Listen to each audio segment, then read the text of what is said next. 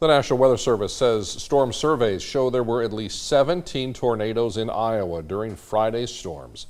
The damaged buildings and homes were reported across multiple counties from Crawford to Union, Ringgold to around Polk and Jasper counties. In Minden, Iowa, a man who was hurt in the storm died of his injuries. County officials also confirmed 3 other people were hurt. They were treated and released. In the Omaha area, damaging tornadoes and winds leveled entire neighborhoods and forced many out of their homes. Almost immediately, help came to make sure people were safe and that help is going to be needed for a long time. They're finding that out.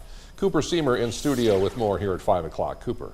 Yeah, Brian and Andrea, those down in Omaha this weekend assessing storm damage say it's been a long time since a storm like this has caused so much destruction. While fortunately no one died because of that storm, it's going to be a while before things are back to normal.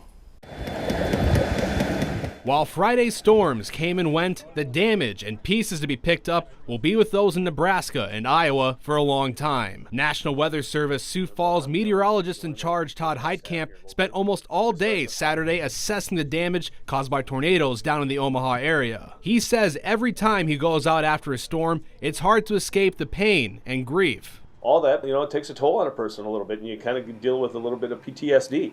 But still, at the same time, you have to have a job that you have to do, and you're going to, after a while, kind of insulate yourself as much as you possibly can. He says to know how powerful those tornadoes were, they're looking at damage and wind speeds. He says he's almost always drawn to how trees are damaged, as they can tell how powerful a tornado was. Not necessarily the loss of the leaves, but, are we talking about loss of bark? Are we talking about the trees just being snapped off, or are they being toppled over, from within the ground?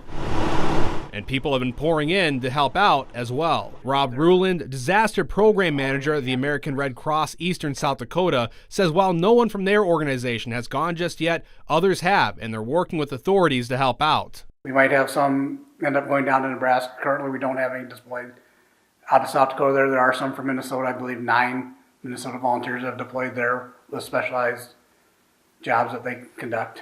Heitkamp says what he's amazed with the most, though, is that there were no reported deaths due to the storms in the Omaha area, saying that with better technology and more advanced warnings, people had plenty of time to seek shelter. And the shelter they did find, basements or interior rooms, were largely intact, even in destroyed neighborhoods. All the years of telling people to go to these places and seeing that firsthand definitely underlines the fact that, hey, we're doing the right thing, but every storm is different, and every storm we need to learn from as well.